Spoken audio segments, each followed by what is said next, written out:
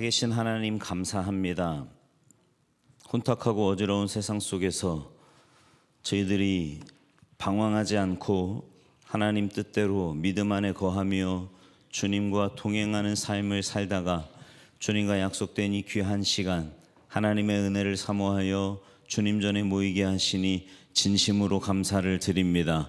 하나님, 세상에서 저희들의 힘으로 살 수 없고 오직 하나님의 은혜로만 우리의 삶이 주님 앞에 바로 서며 또 하나님의 은혜로만 우리의 삶을 지킬 수 있기에 주님의 은혜를 사모하여 주님 앞에 나와 싸우니 각 사람 심령 가운데 꼭 필요한 은혜로 채워 주시옵소서. 그래서 하나님, 이곳에 올 때는 어떤 마음으로 왔던지 간에 이곳을 떠날 때에는 나와 함께 하시는 그 주님 때문에 기뻐하며 감사하며 하나님의 이름을 찬양하며 세상 속에 나아가 하나님의 은혜를 입은 자답게 믿음으로 승리하며 살아갈 수 있도록 주님 역사하여 주시옵소서. 여러 가지 기도의 제목들을 가지고 나왔습니다.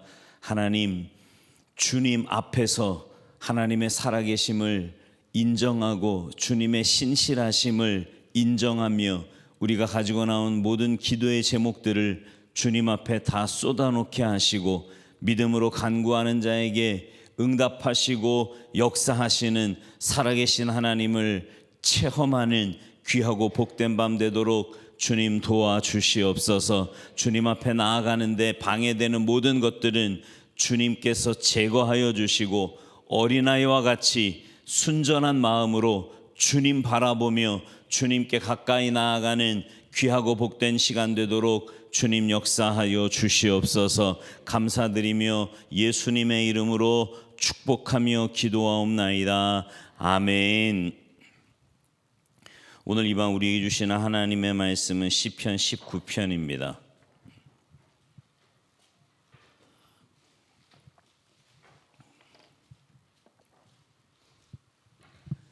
시편 19편 1절에서 14절까지 제가 한 절, 여러분이 한 절, 우리 한 절씩 교독하시겠습니다. 시편 19편 1절에서 14절까지 저하고 한 절씩 교독하십니다. 하늘이 하나님의 영광을 선포하고 궁창이 그의 손으로 하신 일을 나타내는도다.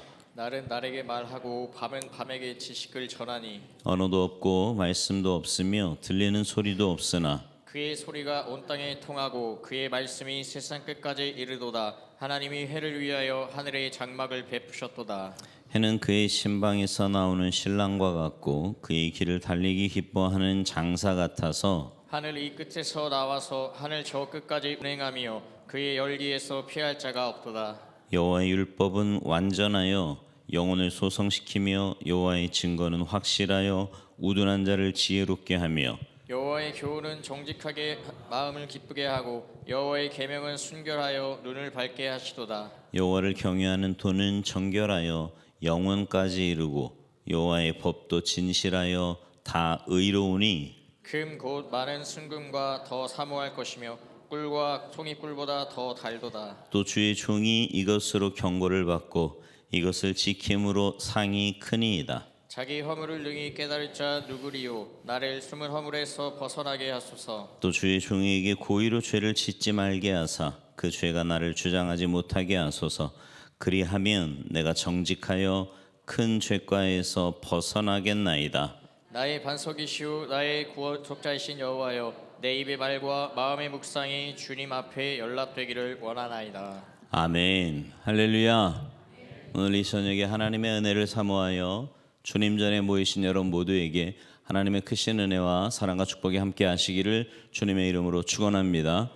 옆에 있는 분들 앞뒤 분들과 인사하시겠습니다. 참 잘 오셨습니다. 영혼을 구원하고 열방을 회복합시다. 인사하세요.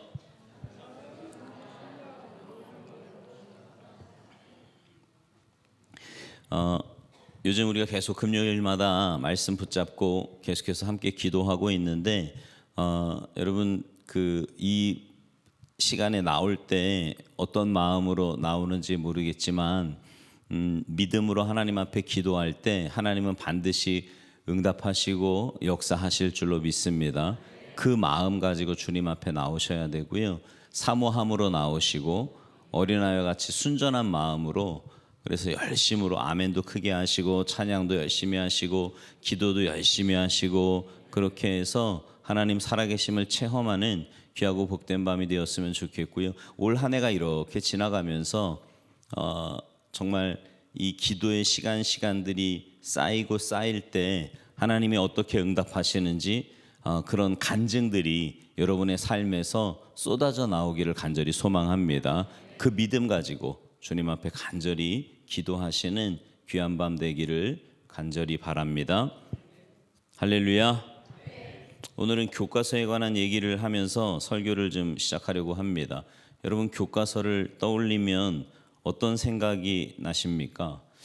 저희들 어렸을 때랑은 교과서가 많이 바뀌었겠지만 뭐 크기, 내용, 그림도 달라졌겠지요. 여러분, 교과서 그러면 빛바랜 추억, 옛날 그게 생각이 나십니까? 아니면 현재 교과서와 씨름하고 있는 자녀 때문에 함께 씨름하는 여러분의 이야기로 들리십니까?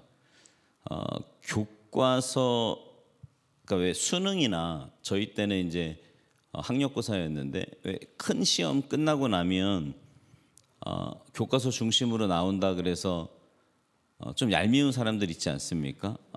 자기는 교과서만 공부해서 전국 수석을 했다. 뭐 특별히 얄미울 이유는 없는데 괜히 얄미워 보이는 그런 사람들. 여러분, 그 말대로라면 무슨 참고서나 학원이 존재할 이유가 없지 않겠습니까? 왜 이런 말씀을 드리냐면 천국 학교 신앙 수업을 받는 여러분에게도 참고서가 있고 당연히 교과서가 있다라는 겁니다. 여러분, 교과서가 뭘까요? 성경 말씀이겠지요. 그럼 참고서는 뭘까요? 뭐 주석책이나 그죠? 설교집 뭐 이런 것들이 참고서이겠죠. 여러분, 선생님은 누굴까요? 제가 아니고요. 선생님은 성령님이십니다. 그죠? 성령님이시고 과외 선생, 학원 선생은 누굴까요? 그게 이제 저나 그죠? 선생님들, 교사들 뭐 이런 분들이겠지요. 근데 왜 이런 것이 필요할까요? 성경은 완전하고요. 성령님도 완벽한 분인데 학생인 저와 여러분에게 문제가 있는 거예요. 그래서 이런 별도의 학원이나 수업이나 참고서가 필요하기 때문에 하나님께서 교사나 목사를 세우신 줄 믿습니다. 근데 오늘은 그 중에서요, 신앙 교과서에 대한 말씀을 여러분과 나누겠다고 말씀을 드렸는데, 이 신앙생활의 교과서와 관련해서 한 신학자가 이런 말을 했습니다. 하나님께서 인간에게 주신 가장 위대한 선물이 두 가지다. 하나님이 두 가지 위대한 선물을 주셨대요. 근데 그게 두 가지 책인데, 하나는 자연이라는 책이고 다른 하나는 성경이라는 책이다. 이런 말을 했어요.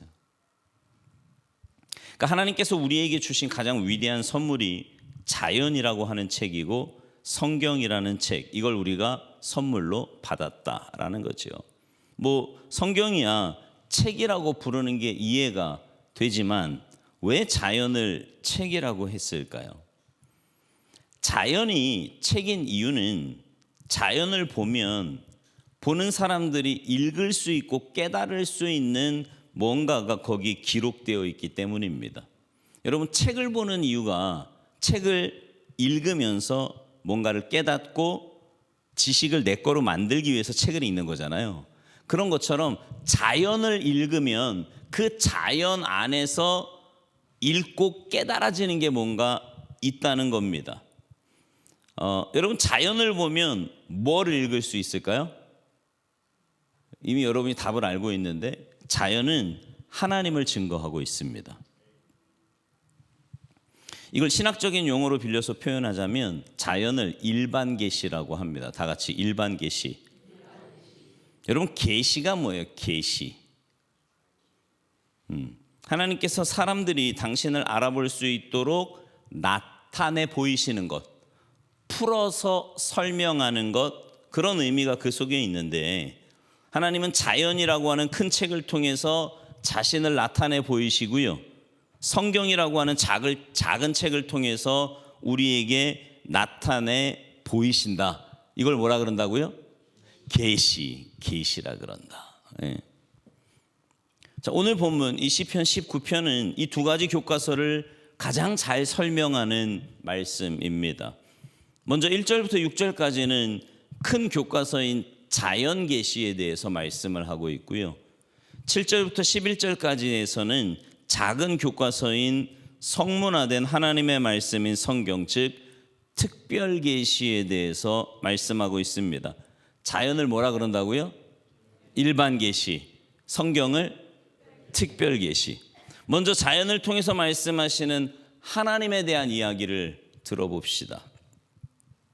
하나님은 자연 계시를 통해서 어떻게 자신을 나타내실까요? 대부분의 사람들은 자연을 보고 감탄을 합니다. 그 자연 속에서 우리는 무수한 것을 느끼고 깨달을 수 있기 때문이죠. 여러분, 우리 조상들도 마찬가지였어요. 그분들은요, 산과 들과 자연을 보면서 감탄했고요, 그걸 작품으로 남겼는데, 여러분 혹시 산수화라는 거 보신 적 있으세요? 네. 거기 보면 지금도 마치 웅장한 사진으로 보는 것처럼 그렇게 우리 선조들은 그 산수도를 통해서 먹으로 그렸는데 먹이 아니에요. 산의 음영과 산의 조화가 그대로 느껴지는 메시지가 그 그림 속에 들어 있습니다. 현대 화가나 문학가나 사진작가 역시 자연을 본 감탄과 감격을 자신의 작품에 드러냅니다. 뭐 굳이 전문가가 아니더라도 많은 사람들이 계절에 상관없이 아름다운 자연 경관을 찾아가는 이유가 뭡니까? 거기에서 듣고 깨닫고 얻는 것들이 많이 있기 때문에, 그래서 자연 경관을 찾아가는 거 아니겠습니까? 그처럼 자연의 아름다움은 우리를 도취하게 만들 정도로 특별합니다. 여러분 가끔 자연을 이렇게 좀 보세요? 안 봐? 보죠? 보면 어떠세요? 어떤 마음이 들어요? 좋아요? 좋다 막 이러고 그냥 끝나요?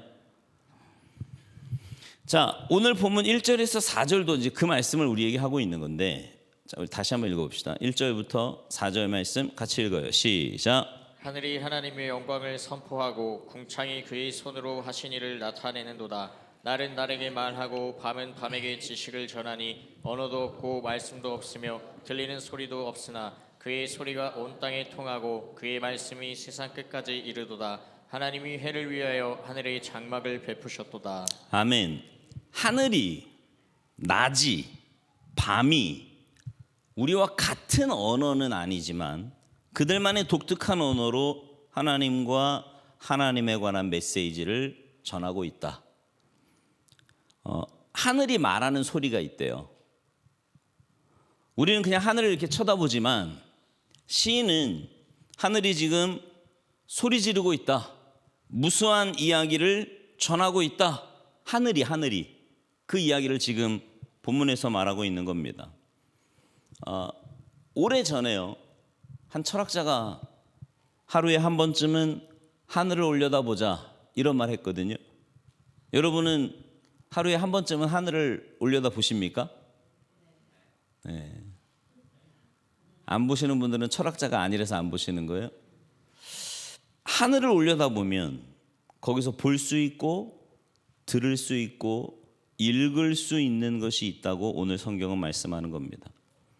높고 아득히 넓게 펼쳐진 하늘이 하나님과 그의 영광을 선포하고 하나님께서 우주와 인간 세상을 창조하시고 다스리신다는 메시지를 우리에게 전하고 있기 때문입니다. 그래서요, 볼 수 있는 자는 보고요, 들을 수 있는 자는 듣습니다. 구소련의 우주 비행사였던 가가린이라고 하는 사람이 있거든요. 아마 들어보셨을 거예요. 이 가가린이 우주를 다녀와서 뭐라고 했냐면, 내가 아무리 우주 공간을 살펴봐도 거기에 신은 없더라, 이렇게 말했거든요. 근데 얼마 뒤에 존 글렌이라고 하는 미국의 우주 비행사가요, 우주를 다녀온 뒤에 이렇게 말을 했습니다. 내가 본 우주는 하나님의 영광으로 가득 차 있더라. 똑같은 우주를 봤거든요. 똑같은 우주를 봤는데 한 사람은 신은 없더라, 또 한 사람은 하나님의 영광이 꽉 차 있더라. 근데 이존 글렌이라고 하는 사람이요, 지난 1998년 77세의 나이로 또 미국 민주당 상원 의원이라는 신분으로 우주 왕복선 디스커버리호를 타고 두 번째 우주 여행을 다녀왔습니다. 77세에. 저 하늘에, 저 우주에 우리 하나님과 그의 영광으로 가득 찬 것을 보는 사람들에게는 인생의 또 다른 기회, 복된 기회가 계속해서 주어진다라는 말입니다. 1985년에 할리라고 하는 유성이 지구를 지나갔는데 그 유성을 관찰하던 어떤 학자들이 너무 놀라서 이런 말을 했어요. 그 유성의 안은 하얀 빛이고 밖은 연한 파란색, 꼬리 부분은 남색으로 되어 있는데 이것이 바로 창조주 하나님의 특별한 솜씨다. 그렇게 본 사람이 있었다라는 거죠. 그뿐이 아닙니다.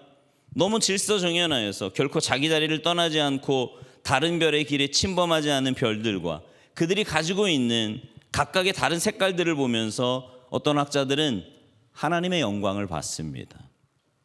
그러니까 여러분, 자연을 보면서 그 질서와 법칙을 과학이라는 이름으로 말하는 사람도 있고요, 자연의 아름다움을 표현하는 예술가들도 있지만 정말 자연을 제대로 보는 사람들은 어떤 사람들이냐? 그걸 지으신 여호와, 그 속에 계신 여호와, 그 속에서 말씀하시는 여호와를 보는 사람이 제대로 자연을 보는 사람이다. 한 신학자는 이 세상은 덩어리가 아니다, 그것은 메시지를 가지고 있다, 이런 말을 했거든요. 그러니까 온 세상이, 자연 만물이 무수한 하나님에 관한 메시지를 가지고 있다라는 겁니다.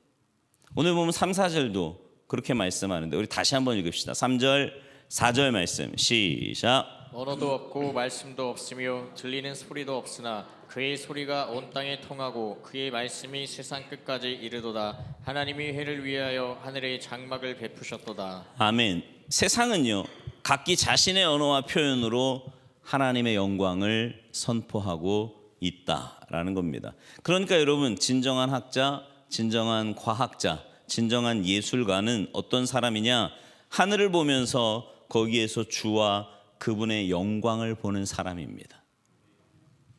이걸 오늘 본문은요, 구체적으로 2절에서 날은 날에게 말하고 이렇게 말을 합니다. 여기 날은 날에게 말하고 할 때 이 말한다라는 단어가요, 히브리어로 히비아라는 단어인데 그 뜻이 놀랍습니다.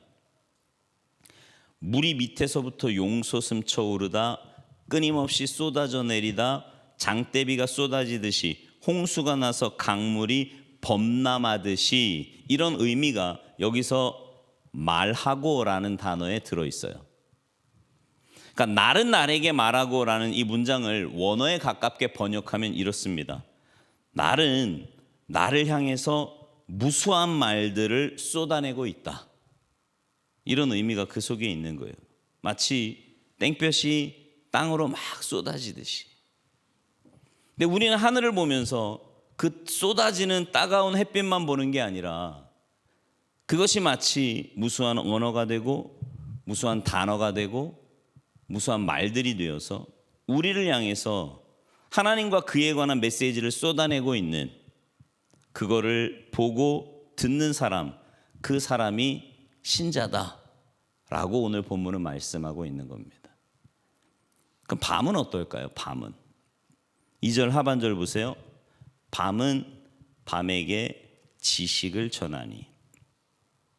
낮에 하나님에 대한 무수한 말들을 쏟아내던 자연은 밤이 되면 밤의 고요함처럼 침묵을 지킬까요? 결코 아닙니다. 밤 또한 밤대로 하나님에 대한 메시지를 전하고 있어요. 그것을 지식을 전한다, 이렇게 말을 하는데, 모두가 잠든 고요한 밤인 것 같은데 그 밤은 결코 고요하지 않습니다. 조용하지 않아요. 침묵하지 않는다고. 밤은 밤대로 우리 하나님과 하나님에 관해 전하고 싶은 이야기가 너무너무 많기 때문에 밤은 웅장하고 엄청난 소리로, 때로 아주 세미한 소리로 하나님과 그 하나님에 관해서 말하고 있다. 오늘 본문은 그렇게 가르쳐주고 있습니다. 그러니까 여러분, 이제 하늘을 하루에 한 번씩 보신다 그랬는데 하늘을 보실 때 그냥 보시면 안 돼요. 그 하늘이 말하는 하나님의 소리를 듣는 귀, 그 보는 눈이 여러분에게 있기를 주님의 이름으로 축원합니다. 낮에 햇빛도요, 그냥 햇빛이 아니에요. 그 햇빛이 무수한 언어가 되고 단어가 되어서 여러분의 귀에 들려오는 소리로 들을 수 있는 그런 귀가 여러분에게 있게 되기를 주님의 이름으로 축원합니다. 밤도 그냥 밤이 아니에요.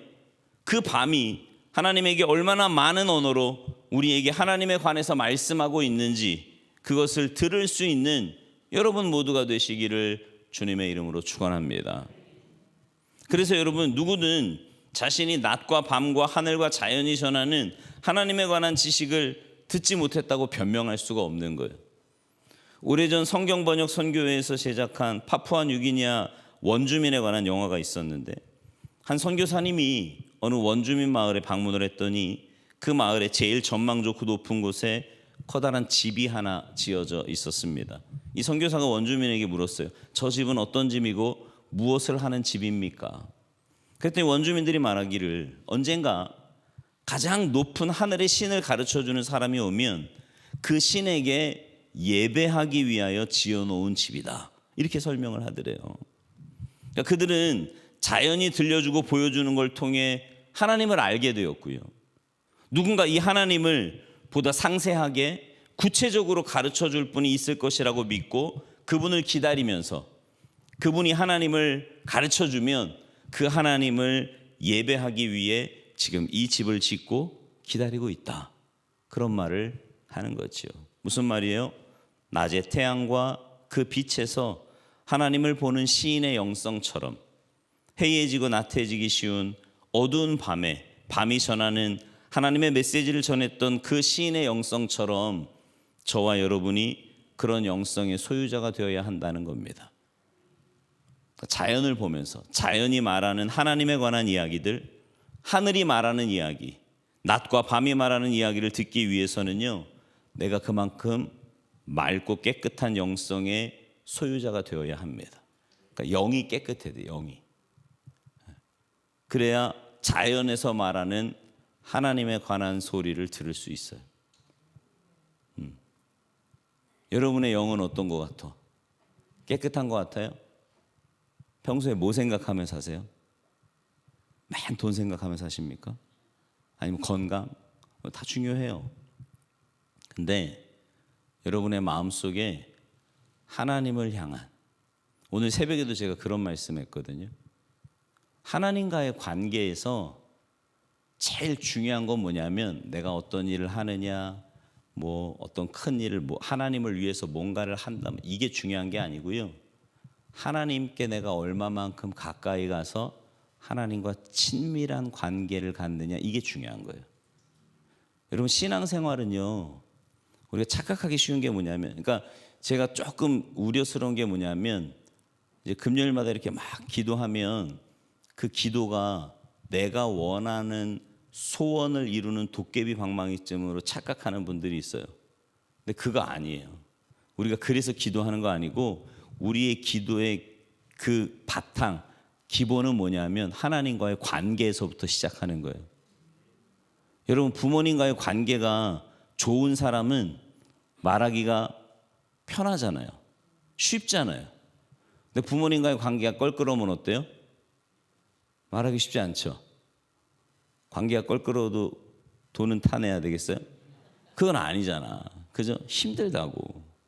하나님과 우리와의 관계도 그렇지 않습니까? 그 하나님과의 좋은 관계는, 그러니까 영성, 우리가 영성이, 맑은 영성이 있다, 이건 뭐냐면 하나님과의 관계가 좋은 거예요.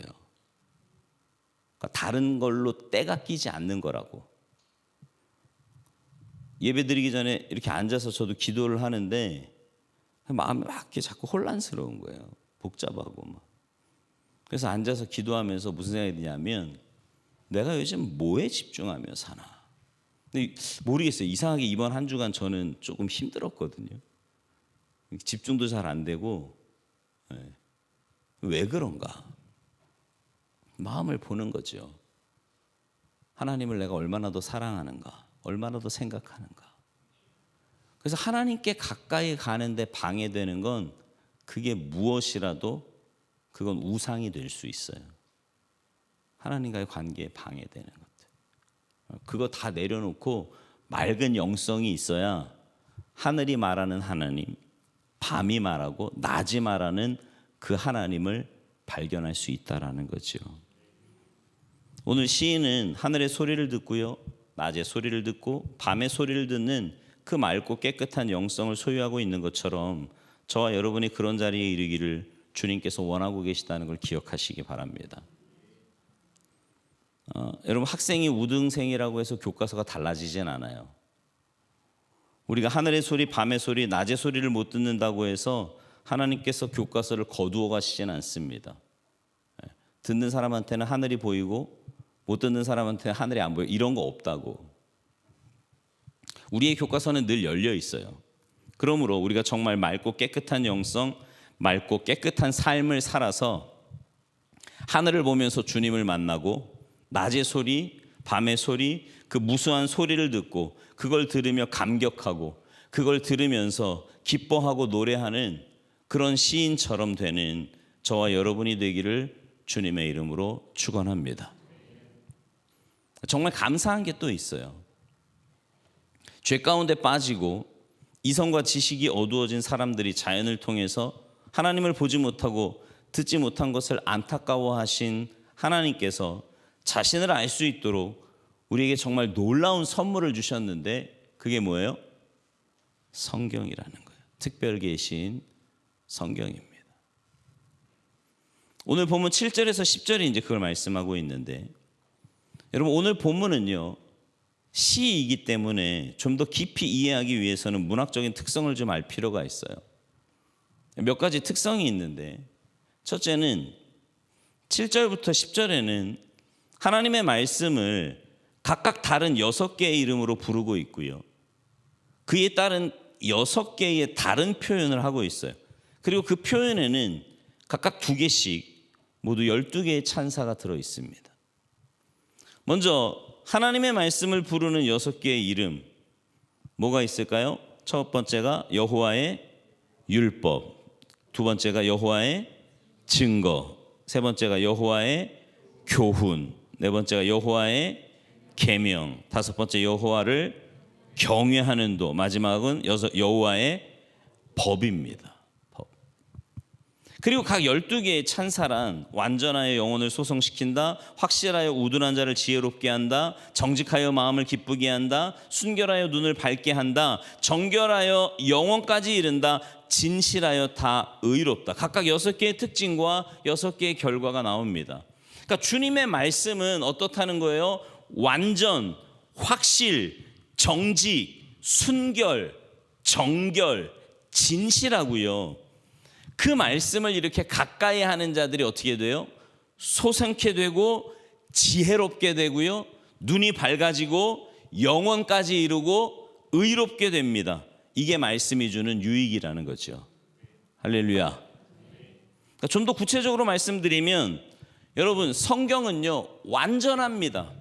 오점을 찾을 수가 없어요. 근데 성경이 완전한 이유는 불완전한 우리를 온전케 하기 위함이라는 거예요. 성경이 완전한 이유가 뭐라고요? 불완전한 우리를 온전케. 그러니까 성경은요 우리를 소성시킵니다. 우리를 회복시켜요. 침체되기를 잘하고 주저앉기를 잘하는 우리를 회복시켜주는 게 바로 하나님의 말씀입니다. 영과 육이 지쳐있고 여러 가지로 힘들어 있는 자들을 소생시키는 하나님의 말씀. 그러니까 여러분 가만 봐보세요.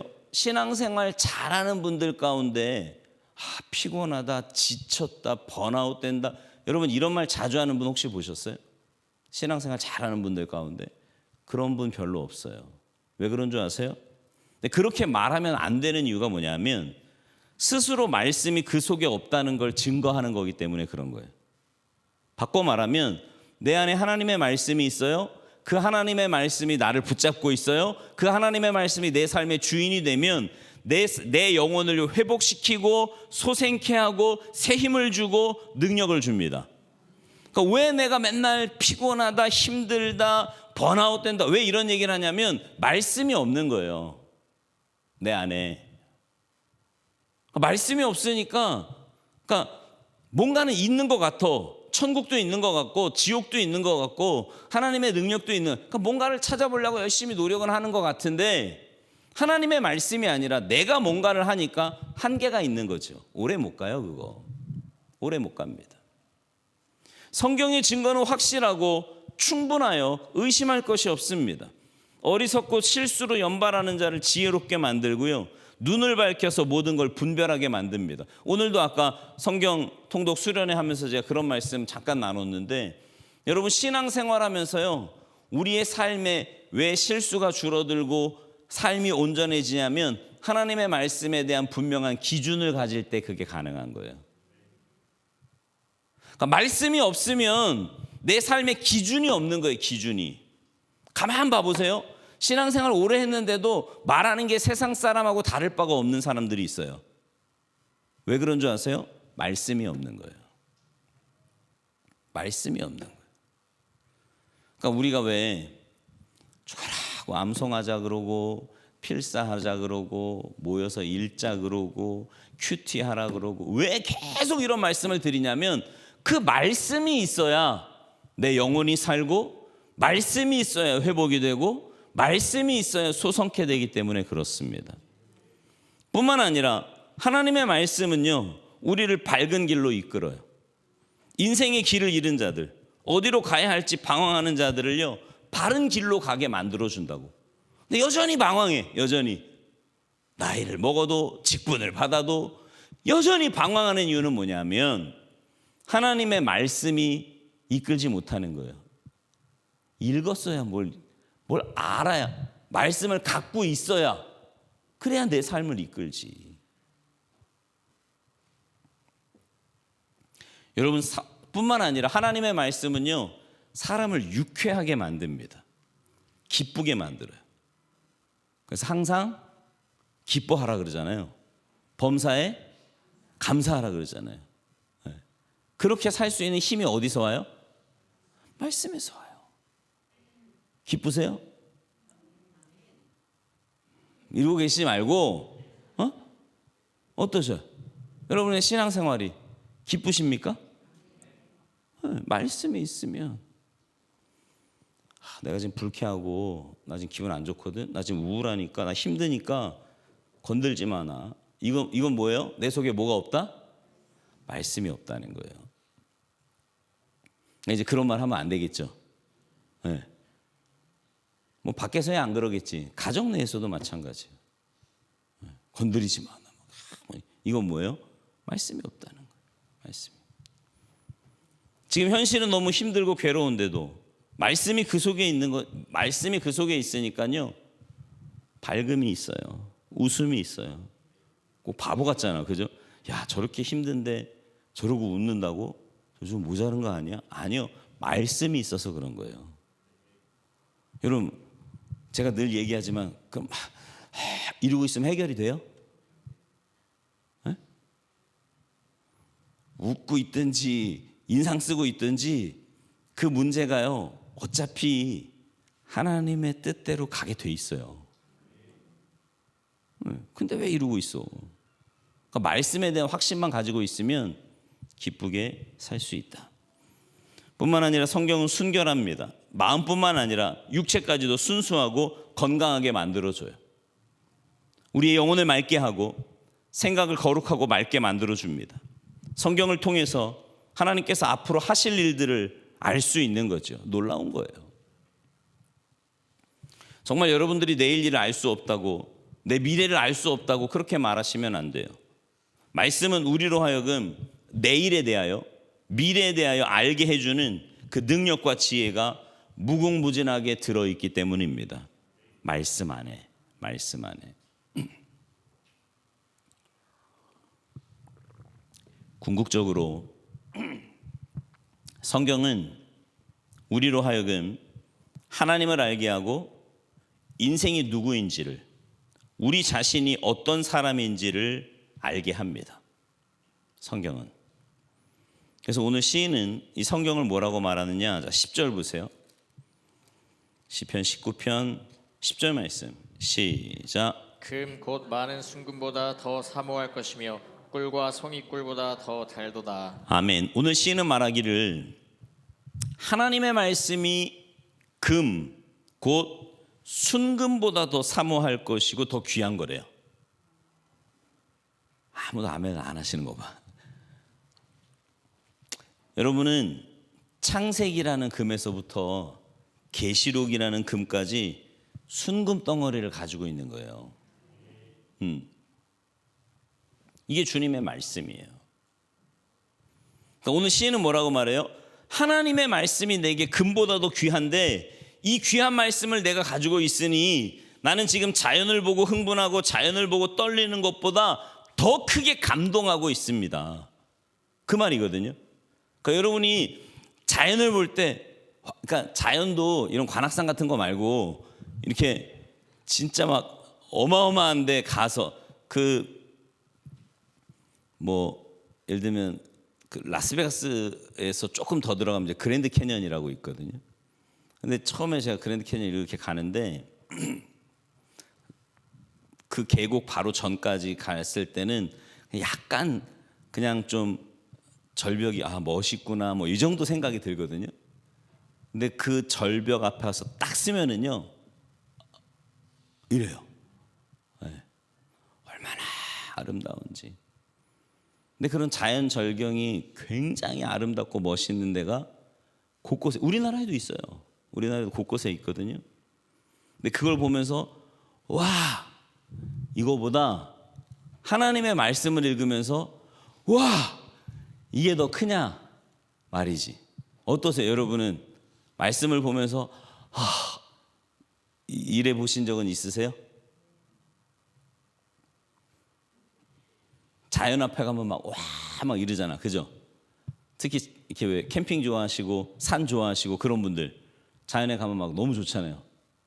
그거만큼 좋으냐고, 말씀을 필 때 이게 막 기쁨이 있고 그 말씀을 필 때 막 흥분이 있고 막 이런 마음 있으세요?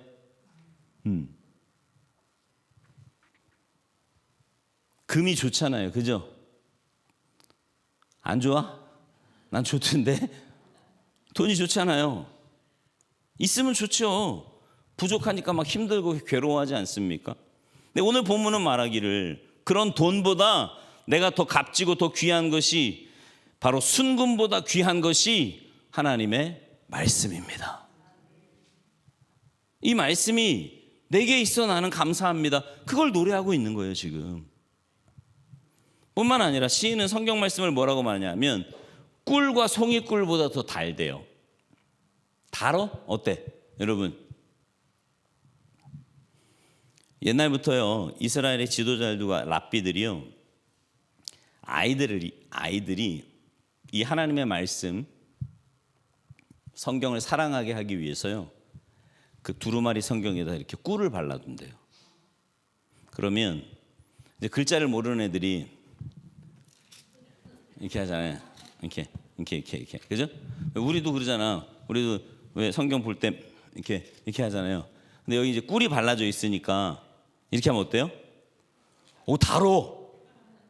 야, 성경 말씀이 달구나. 이걸 어려서부터 간접 교육을 그렇게 시킨다는 거예요. 하나님의 말씀은 단 거야. 달아. 꿀송이 같아. 그래서 하나님의 말씀이 내 삶의 평생 이 달달함의 원천이 되겠구나. 이걸 깨닫게 만들어준다는 거죠. 사람마다 좋아하는 음식이 다 있습니다. 최애 음식이라는 게 있죠.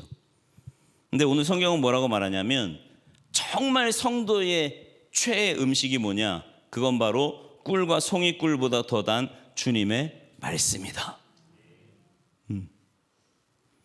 이게 말씀에 대한 깊이와 그 맛을 알아야 지금 나하고 이게 얘기가 되는 거거든요. 이게 안 되면 이제 괴로운 거야. 성경이 그런 거라고? 보면 졸리던데 꿀송이? 나는 수면제 같던데 뭐 이런 생각하면 그죠?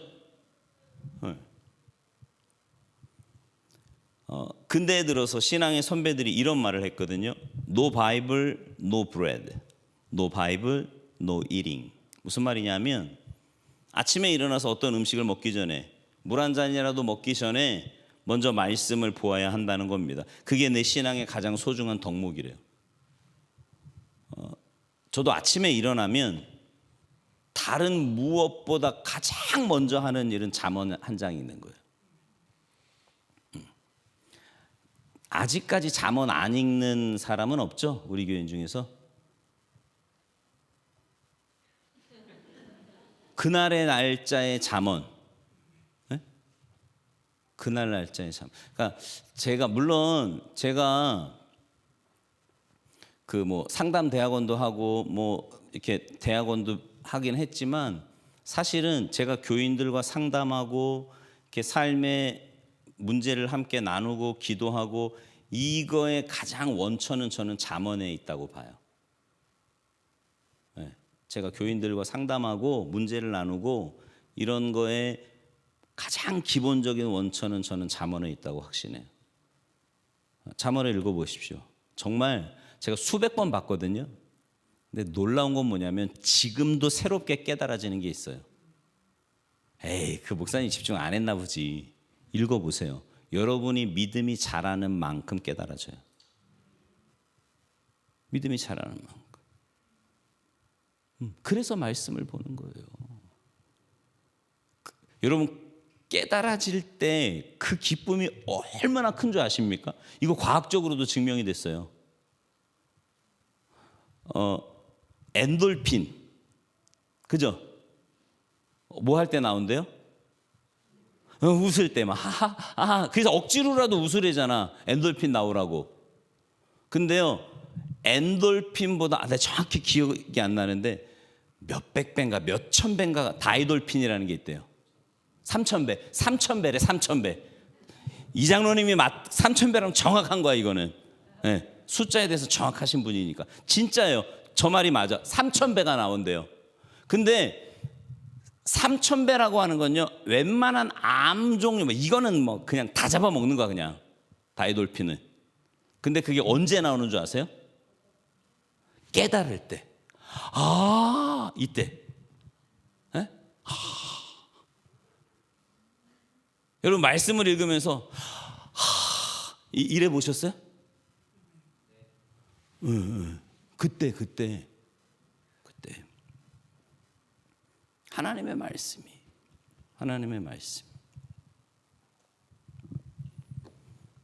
말씀은 우리에게 이렇게 귀한 거예요.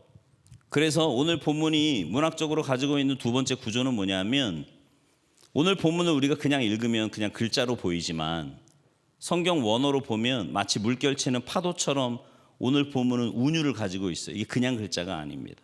그냥 문장이 아니에요. 물결치는 파도가 그 속에 있는 거예요. 고저 장단이 있어요. 우리에게 뭘 말해줘요? 시인은요, 하늘을 보고 낮을 노래하고 밤을 노래하고 자연을 노래하면서, 근데 사실 이만큼 흥분해서 마음에 떨리진 않았어요. 물론 자연을 보면서도 막 떨림이 있었지. 흥분도 돼.